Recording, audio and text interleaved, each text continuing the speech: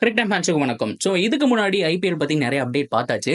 குறிப்பா ஆர்சிபி யார ரீடெயின் பண்ண போறாங்க அப்படிங்கிற மாதிரி நம்ம நிறைய பார்த்தாச்சு. ஆனா நிறைய பேர் ப்ரோ நல்ல குவாலிட்டி பேட்ஸ்மேன்ஸ் அண்ட் பவுலர்ஸும் இருக்காங்க. அவங்க எல்லாமே நம்ம எடுக்க முடியாது. ஸோ இதுல ரொம்ப குரூசியலா இருந்த நபர்கள் யாரெல்லாம் வெளியில போறாங்க அப்படிங்கிற மாதிரி கேட்டிருந்தாங்க.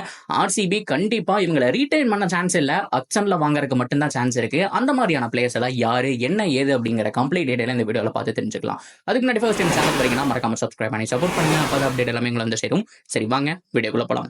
ஸோ ஆர்சிபியை பொறுத்த வரைக்கும் இந்த ஒரு சீசன் செமையா ஆனாங்க. உண்மையாலுமே ஹோல் சீசன் கிட்டத்தட்ட ஒரு இவ்வளவு தூரம் 2024 வரைக்கும் எவ்வளவு கேம்ஸ் ஆடி இருந்தாலும் அவங்க ஆடின கடைசியா ஒரு 8 மேட்ச் அப்படிங்கிறது தரமான பிளே, அதுல மாற்றமே கிடையாது. ஒரு ஆண்டி ஃபிளார் அவருடைய கோச்சை பொறுத்த வரைக்கும் பார்த்தோம் அப்படின்னா வெறித்தனமா இருந்துச்சுன்னு சொன்னோம். உங்களுடைய முழு ஃபார்முக்கு நீங்க ஆடுங்க, மற்றபடி நீங்க வேற எதுவுமே பண்ணிக்க வேணாம்னு சொல்லி ஒரு சிம்பிள் ஸ்ட்ராட்டஜி தான் சொல்லி தந்தாரு.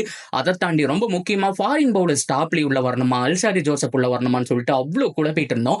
ஃபெர்குசன் மாதிரியான ஒரு பிளேயருக்கு சான்ஸ் கொடுத்தது மட்டும் இல்லாம ஏகப்பட்ட ஃபாரினர்ஸை நல்ல ரொட்டேஷன்ல விட்டு சூப்பராகவே வந்துட்டு டீமை பில்ட் பண்ணாருன்னு சொல்லி ஆகணும்.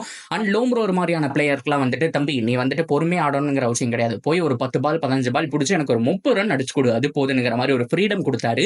ரஜத் பட்டிதர் மாதிரியான பிளேயர்ஸை நீ உன்னுடைய ஃபார்முக்கு ஆடு, ஆனா நீ கொஞ்சம் ஸ்டேபிளா ஆடணும். விக்கெட் வந்துட்டு அதிகமா இருக்கு அப்படின்னா தாராளமா தூக்கி அடி, விக்கெட் நிறைய போகுது அப்படின்னா ஓடிஐ இன்னிங்ஸ் மாதிரி ஆடுங்கிற மாதிரி சொல்லி தந்தாரு.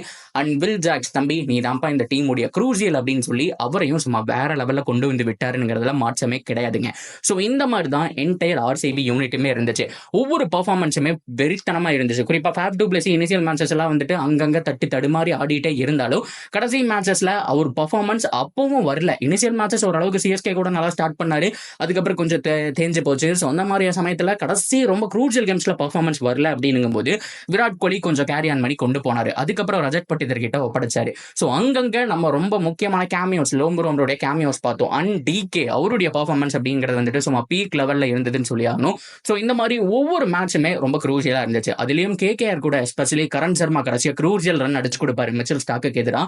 அதுதான் அவங்களுடைய நெட் ரன் ரேட்டை புஷ் பண்ணி கொண்டு போச்சுன்னு சொல்லணும். ஸோ இப்படிப்பட்ட டீம் ஒவ்வொரு மேட்சும் ஒவ்வொரு குரூசியல் பர்ஃபார்ம் பண்ண ஒரு டீம், அதில் இருக்கக்கூடிய எவ்வளவு பிளேயர்ஸ் இருந்தாலும் எல்லாரையுமே ரீடைன் பண்ண முடியாது, அது வருத்தமான விஷயம். ஸோ 6 பேர் போக மீறி வெளியில போக போற ஜெம்ஸ் தங்கங்கள்லாம் யாரு, வைரங்கள்லாம் யாரு அப்படிங்கிறத பார்க்கலாம். ஸோ நம்பர் 1 கேமரூன் கிரீனை பொறுத்த வரைக்கும் எவ்வளவு தூரம் நான் லிஸ்ட்ல பேசும்போது அவரை பத்தி பேசலையே அப்படிங்கிற மாதிரி வந்துட்டு யோசிக்கலாம்.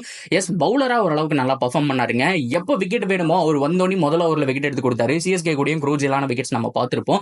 ஸோ அந்த மாதிரி பவுலரா நல்லா பண்ணாரு. பேட்ஸ்மேனாவும் 2-3 மேட்சஸ் அப்படிங்கிறது நல்லா ஆடி கொடுத்தாரு. பட் இருந்தாலும் 17.5 கோடி ஒரு விராட் கோலியை விட அதிக சம்பளம் தேவையா அப்படிங்கிறது கேள்வியா இருந்துச்சு. ஸோ என்ன பொறுத்த வரைக்கும் ரீட்டைனே பண்ணாலும் இந்த ஒரு அமௌண்ட்டுக்கு பண்ண மாட்டாங்க. ஸோ ஆப்ஷன்ல விட்டுட்டு திரும்பி பிடிக்கிறதுக்கான சான்ஸ் இருக்கு. அப்படி இல்லைன்னா அவரையே விட்டுட்டு குவாலிட்டியான வேற யாராவது எடுக்கிறதுக்கான சான்ஸ் அப்படிங்கிறது ஹைலி பாசிபிள். ஸோ முதல் ஆளா கேமரூன் கிரீனை ரிலீஸ் பண்ணுவாங்க அப்படிங்கிறது ஸோ என்னுடைய கருத்து. அடுத்தது யஷ் தயால். ப்ரோ என்ன ப்ரோ சொல்றீங்க அப்படின்னா, ஆமா நீங்க யோசிச்சு பாருங்க, ஒரு விராட் கோலி, ஒரு ரஜத் பட்டிதர், ஒரு முகமது சிராஜ், இந்த மாதிரியான ஒரு பிளேயர்ஸையும் எடுத்தாகணும். அது போக வில் ஜாக்ஸ் நமக்கு வேணும். ஸோ அது மட்டும் இல்லாம ஃபேப் டு பிளஸி அப்படி இல்லைன்னா இன்னொரு ஆல்ரவுண்டரும் வேணும். ஸோ லோம்ரோர் கண்டிப்பா வந்துட்டு பிக் பண்ணிடுவாங்க. ஸோ அப்படி இல்லைன்னா இன்னொரு ஃபாஸ்ட் பவுலர் பண்ணும்போது யஷ் தயால ஆக்ஷன்ல எடுக்கிறதுக்கான சான்ஸ் தான் அதிகமா இருக்குங்கிறது நான் நினைக்கிறேன்.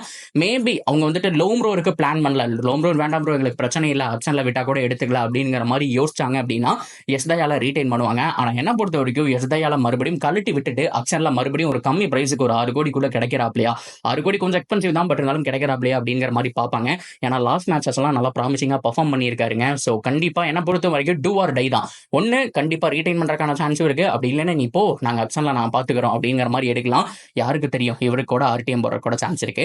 ஸோ எப்படி ஆப்ஷன் போகுது அப்படிங்கிறத பொறுத்து. அண்ட் நம்பர் 3ல ஆகாஷ் தீப்பை பொறுத்த வரைக்கும் அவ்வளவு பெரிய பர்ஃபார்மன்ஸ் இல்ல, இடையில அங்கங்க ஆடி கொடுத்தாரு. பட் இருந்தாலும் ஓரளவுக்கு டீசென்டான பவுலர். ஆனா ரீடைன் பண்ற அளவுக்கு அவ்வளவு பெரிய ஒர்த்தான பிளேயரா நான் பார்க்கல. ஸோ மறுபடியும் ரிலீஸ் பண்ணிட்டு வேணும்னா ஆப்ஷன்ல பேக்கப் எடுத்து வைக்கிறதுக்கான சான்ஸ் அப்படிங்கிறது ஹைலி பாசிபிள். அண்ட் நம்பர் 4 ரொம்ப ரொம்ப முக்கியமா நிறைய பேர் எதிர்பார்த்தோம் இந்த சீசன் சும்மா கிழிச்சு வீசுவாரு ப்ரோ அப்படிங்கிற மாதிரிலாம் எதிர்பார்த்தோம். அல்சாரி ஜோசப் அன்பார்ச்சுனேட்லி அவரை ரீடைன் பண்ணவே மாட்டாங்க. அவருடைய பட்ஜெட்டுக்கு இன்னொரு தரமான பிளேயர்ஸை எடுக்கிறதுக்கான சான்ஸ் தான் இருக்கு. ஸோ இன்னும் ஸ்குவாடை நல்லா பெட்டரா பில்ட் பண்ணலாம். அவரை விட ஏகப்பட்ட பேர் வந்துட்டு ஒர்த்தா இருக்காங்க. அது மட்டும் இல்லாம ரிட்டன் கண்டிப்பா ரிலீஸ் பண்ணிடுவாங்க, அதுல மாற்றமே கிடையாது. ரிட்டன் ஆப்ஷன் வந்தாலே எடுப்பாங்களாங்கிறது ஒரு டவுட் தான். என்ன பொறுத்த வரைக்கும் அல்சாரி ஜோசப் சுவாரா ரிலீஸ் பண்ணிடுவாங்க. ஆனா ரிட்டன் எடுக்கிறதுக்கான பாசிபிலிட்டிஸ் ஒரு 60% 70% கூட இல்லை அப்படிங்கிற மாதிரி தான் நான் சொல்லுவேன். அவரை விட்டுட்டு பெட்டர் பிளேயரை பார்ப்பாங்க அப்படின்னு தோணுது. அண்ட் லாக்கி ஃபெர்குசன், ஸோ அதுக்கப்புறம் வந்துட்டு நம்மளுடைய ரீஸ்டாப்லி 2 பேருமே தங்கமான பிளேயர்ஸ், அதில் மாற்றம் கிடையாது. ஃபெர்குசனை பொறுத்த வரைக்கும் லாஸ்ட் ஒரு 3 to 4 மேட்சஸ் டாஸஸ் அப்படிங்கிறத நல்லா பண்ணி கொடுத்தாரு. எப்பவுமே அந்த ஃபாஸ்ட் பவுலர்ஸ் அப்படிங்கிறது சுப்பிரமணியம் பத்ரிநாத் அவர் வந்துட்டு கமெண்ட்ரியில சொல்லுவார் இல்லையா, எருமுனை கத்தி அப்படிங்கிற மாதிரி. ஸோ மாட்னா செம்மையா ஸ்டெம்ப் லைன்ல போட்டு விக்கெட் எடுத்துக்கிட்டே இருப்பாங்க. பட் நல்ல ஒரு பேட்டிங் ட்ராக்கா இருக்கு, பேட்ஸ்மேனுக்கு கனெக்ட் ஆயிடுச்சு அப்படின்னா ஓவர் ரன் போவாங்க. ஆனா ஃபர்கூசனை பொறுத்த வரைக்கும் நல்ல வேரியேஷன்ஸ் யூஸ் பண்ணாலும் ஒரு சில மேட்சஸ் அப்படிங்கிற எக்ஸ்பென்சிவா போனாலும் ஒரு 3 விக்கெட் 4 விக்கெட் அந்த ஒரு ரேஞ்சுக்கு போயிடுவாரு. அப்படி இல்லைன்னா கூட கம்மியான ரன்ஸ் கொடுத்து ஒரு 2 விக்கெட் அப்படிங்கிற மாதிரி கூட எடுப்பாரு. ஸோ நல்ல ஒரு பவுலருங்க. அது மட்டும் இல்லாம பார்த்துருப்பீங்க ரீசெண்ட் டைம்ல அவருடைய ரெக்கார்டெல்லாம் இருக்கிறதுலே அதிக டாட் பால் 4 ஓவர் போட்டு 4மே வந்துட்டு அதிக டாட் பால்லாம் கூட வச்சிருந்தாப்ல. ஸோ அந்த மாதிரி செம்மையான ஒரு பவுலிங் ஸ்கில் இருக்கு மனுஷன். வேரியேஷன் வச்சிருக்கிறதுனால தான் இன்னும் பார்த்தோம் அப்படின்னா சர்வே ஆகிட்டு இருக்காரு. ஸோ கண்டிப்பா இவங்க மிகப்பெரிய இழப்புன்னு சொன்னா லாக்கி ஃபர்கூசன் தான். நிறைய பேர் கேட்டிருந்தீங்க அவரை பத்தி செப்பரேட்டா போடுங்கன்னு சொல்லி. நான் இன்னொரு வீடியோல பேசுறேன். பட் இருந்தாலும் ஃபர்கூசனை பொறுத்த வரைக்கும் மிகப்பெரிய இழப்பு. அன்பார்ச்சுனேட்லி அவங்கனாலையும் ஆர்சிபினாலையும் எதுவும் பண்ண முடியாது. நீங்க யோசிச்சு பாருங்க, இவ்வளவுதான் ரீடைன் அப்படின்னு சொல்லும்போது 2 ஃபாரினர் தான் போக முடியும்ங்கும் போது கண்டிப்பா வில் ஜாக்ஸ் வந்துட்டு கண்டிப்பா ஒரு 10 இயர் பிளான்ல இருக்க போறாருங்கும் போது அவரை தான் நம்ம எடுத்தாகணும். அதே மாதிரி ஃபேப் டு பிளஸி அப்படி இல்லைன்னா நம்மளுடைய கிளென் மேக்ஸ்வெல். ஸோ இந்த மாதிரியான பிளேயர்ஸ் தான் நம்ம எடுத்தாகணும். அப்படிங்கிற பட்சத்தில் ஒரு பவுலருக்கு போறக்கான சான்ஸ் அப்படிங்கிறது கிடையாது.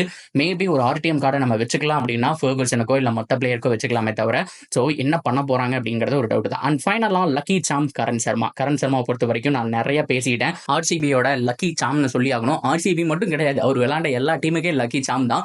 ஒரு ஹைதராபாத், ஒரு மும்பை இந்தியன்ஸ், ஒரு சென்னை சூப்பர் கிங்ஸ், ஆர்சிபின்னு சொல்லிட்டு எல்லாத்துக்குமே அவருடைய லிட்டில் பிட் கான்ட்ரிபியூஷன் அப்படிங்கிறது வேற லெவலில் இருந்திருக்கு. அன்பார்ச்சுனேட்லி ஆர்சிபியில் மட்டும்தான் ஒரு நாள் டிராஃபி அடிக்க முடியல.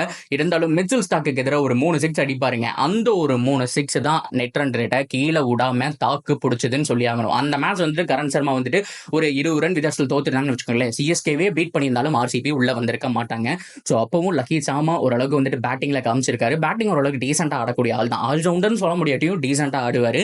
அதை தாண்டி பவுலிங்ல நிறைய தடவை டாட் பால்ஸ் போட்டு கொடுத்திருக்காரு. ஸோ இந்த தடவையும் ரீடைன் பண்ணணுங்கிற ஆசை தான்.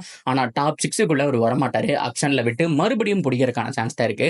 என்ன பண்ண போறாங்க அப்படிங்கறத பார்க்கலாம். ஸோ ஓவராலா எல்லாமே கவர் பண்ணிட்டு நினைக்கிறேன். இந்த லிஸ்ட்ல இருந்து இல்ல ப்ரோ, என்னை பொறுத்த வரைக்கும் கேமரூன் கிரீன், அல்சரி ஜோசப் யாராவது எடுத்துருவாங்க அப்படின்னு உங்களுக்கு தோணுதா சொல்லுங்க. ஸோ என்னுடைய டாப் 6 பொறுத்த வரைக்கும் நான் யாரை சூஸ் பண்ணுவேன் அப்படின்னா so Will Jacks and Faf du Plessis 2 பேரை சூஸ் பண்ணிடுவேன். அப்படி இல்லைன்னா வில் ஜாக்ஸ் மேக்ஸ்வெல் இந்த 2 பேரா தான் இருக்கும். அது போக விராட் கோலி, அது மட்டும் இல்லாம முகமது சிராஜ், அது மட்டும் இல்லாம ரொம்ப குரூசியெல்லாம் நம்மளுடைய ரஜத் பட்டிதர், ஒரு லோம் ரோல், இந்த மாதிரி தான் நான் போவேன்.